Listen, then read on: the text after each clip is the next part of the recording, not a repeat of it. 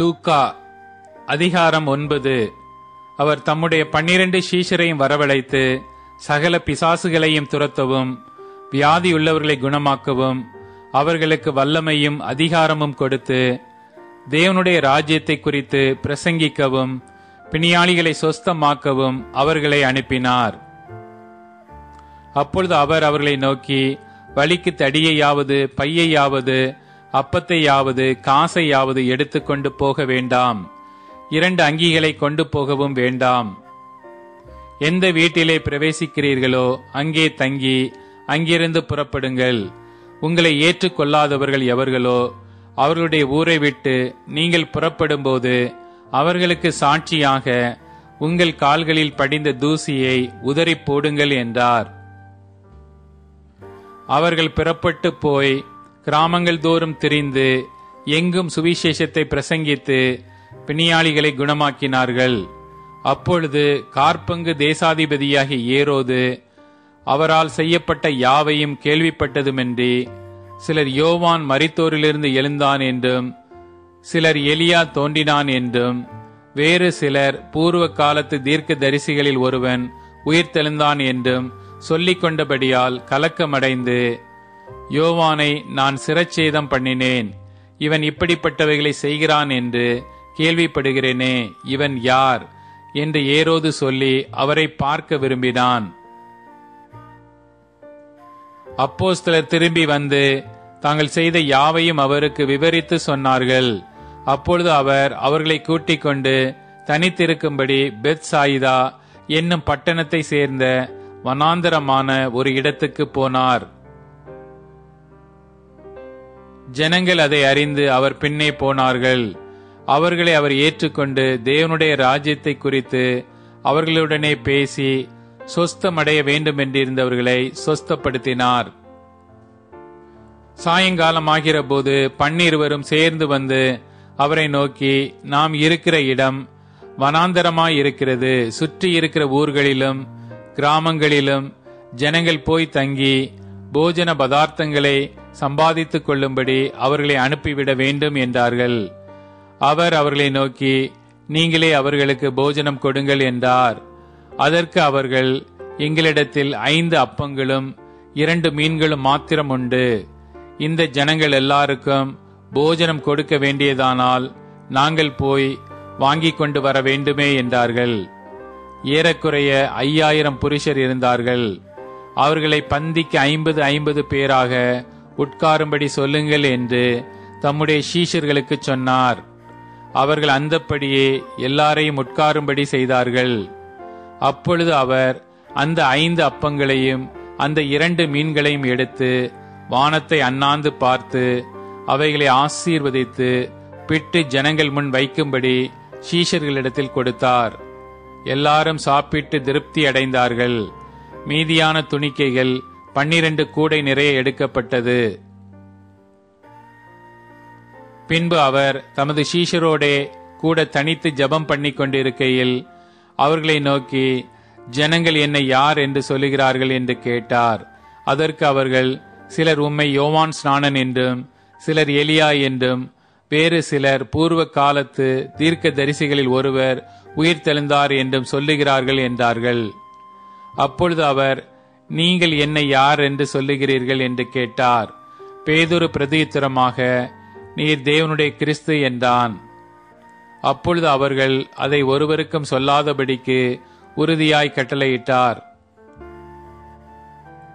மேலும் மனுஷகுமாரன் பல பாடுகள் படவும் மூப்பராலும் பிரதான ஆசாரியராலும் வேத பாரகராலும் ஆகாதவன் என்று தள்ளப்படவும் கொல்லப்படவும் 3ஆம் நாளில் உயிர்த்தெழுந்திருக்கவும் வேண்டும் என்று சொன்னார். பின்பு அவர் எல்லாரையும் நோக்கி, ஒருவன் என் பின்னே வர விரும்பினால் அவன் தன்னைத்தான் வெறுத்து தன் சிலுவையை அனுதினமும் எடுத்துக்கொண்டு என்னை பின்பற்ற கடவன். தன் ஜீவனை ரட்சிக்க விரும்புகிறவன் அதை இழந்து போவான். என் நிமித்தமாக தன் ஜீவனை இழந்து போகிறவன் அதை ரட்சித்துக் கொள்ளுவான்.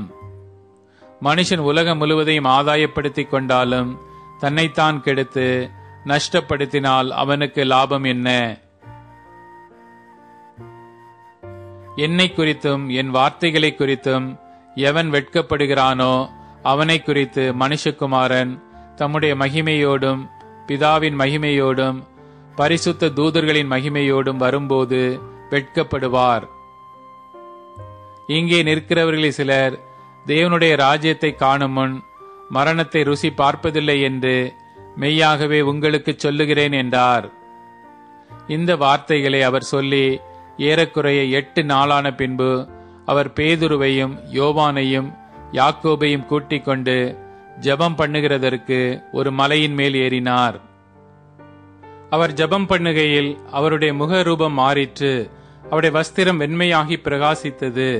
அன்றியும் மோசே எலியா என்னும் 2 பேரும் மகிமையோட காணப்பட்டு அவருடனே சம்பாஷணை பண்ணி அவர் எருசலேமிலே நிறைவேற்றப் போகிற அவருடைய மரணத்தை குறித்து பேசிக் கொண்டிருந்தார்கள். பேதுருவும் அவனோடு இருந்தவர்களும் நித்திரை மயக்கமாயிருந்தார்கள். ஆகிலும் அவர்கள் விழித்து அவருடைய மகிமையையும் அவரோடே நின்ற அவ்விரண்டு பேரையும் கண்டார்கள். அவ்விருவரும் அவரை விட்டு பிரிந்து போகையில் பேதுரு இயேசுவை நோக்கி, ஐயரே, நாம் இங்கே இருக்கிறது நல்லது. உமக்கு ஒரு கூடாரமும் மோசேக்கு ஒரு கூடாரமும் எலியாவுக்கு ஒரு கூடாரமுமாக 3 கூடாரங்களை போடுவோம் என்று தான் சொல்லுகிறது இன்னதென்று அறியாமல் சொன்னான். இப்படி அவன் பேசுகையில் ஒரு மேகம் வந்து அவர்கள் மேல் நிழலிட்டது. அவர்கள் அந்த மேகத்துக்குள் பிரவேசிக்கையில் சீஷர்கள் பயந்தார்கள். அப்பொழுது இவர் என்னுடைய நேசகுமாரன், இவருக்கு செவி கொடுங்கள் என்று மேகத்திலிருந்து ஒரு சத்தம் உண்டாயிற்று. அந்த சத்தம் உண்டாகையில் இயேசு ஒருவரே காணப்பட்டார்.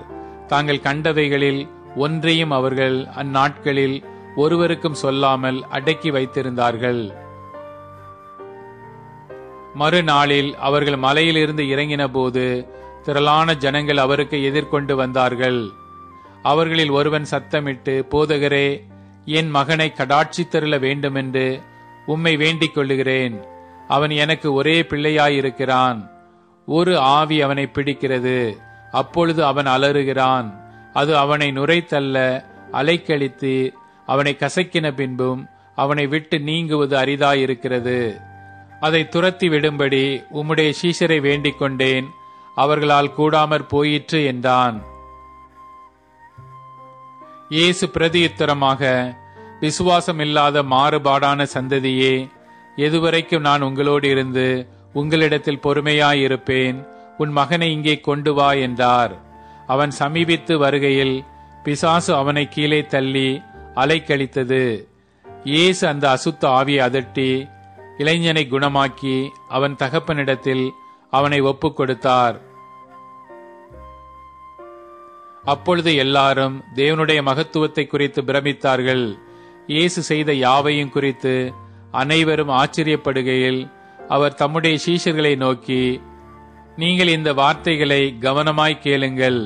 மனுஷகுமாரன் மனுஷர் கைகளில் ஒப்புக் கொடுக்கப்பட போகிறார் என்றார். அவர்கள் அந்த வார்த்தையின் கருத்தை அறிந்து கொள்ளவில்லை. அது அவர்களுக்கு தோன்றாமல் மறைபொருளாயிருந்தது. அந்த வார்த்தையை குறித்து அவரிடத்தில் விசாரிக்கவும் பயந்தார்கள். பின்பு தங்களில் எவன் பெரியவனாயிருப்பான் என்கிற வாக்குவாதம் அவர்களுக்குள் உண்டாயிற்று.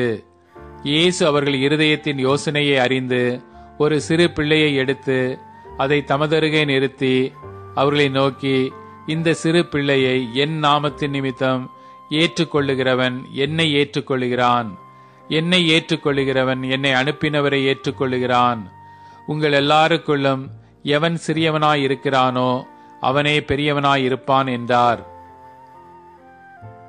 அப்பொழுது யோவான் அவரை நோக்கி, ஐயரே, ஒருவன் உம்முடைய நாமத்தினாலே பிசாசுகளை துரத்துகிறதை நாங்கள் கண்டு அவன் எங்களுடனே கூட உம்மை பின்பற்றாதவன் ஆனபடியால் அவனை தடுத்தோம் என்றான். அதற்கு இயேசு, தடுக்க வேண்டாம், நமக்கு விரோதியாயிராதவன் நமது பட்சத்தில் இருக்கிறான் என்றார்.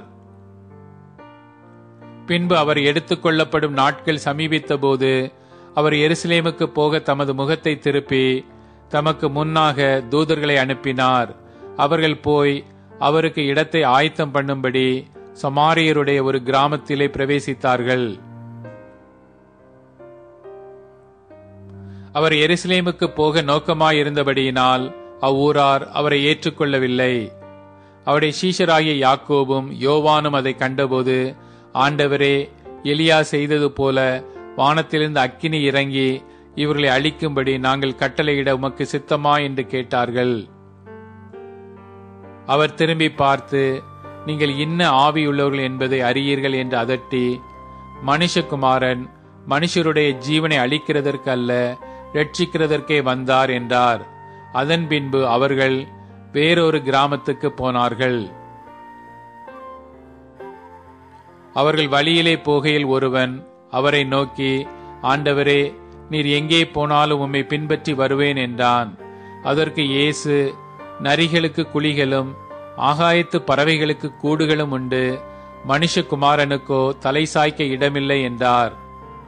வேறொருவனை அவர் நோக்கி, என்னை பின்பற்றி வா என்றார். அதற்கு அவன், ஆண்டவரே, முன்பு நான் போய் என் தகப்பனை அடக்கம் பண்ண எனக்கு உத்தரவு கொடுக்க வேண்டும் என்றான். அதற்கு இயேசு, மரித்தோர் தங்கள் மரித்தோரை அடக்கம் பண்ணட்டும், நீ போய் தேவனுடைய ராஜ்யத்தை குறித்து பிரசங்கி என்றார். பின்பு வேறொருவன் அவரை நோக்கி, ஆண்டவரே, உம்மை பின்பற்றுவேன், ஆனாலும் முன்பு நான் போய் வீட்டில் இருக்கிறவரிடத்தில் அனுபவித்து கொண்டு வரும்படி எனக்கு உத்தரவு கொடுக்க வேண்டும் என்றான். அதற்கு இயேசு, கலப்பையின் மேல் தன் கையை வைத்து பின்னிட்டு பார்க்கிற எவனும் தேவனுடைய ராஜ்யத்துக்கு தகுதியுள்ளவன் அல்ல என்றார்.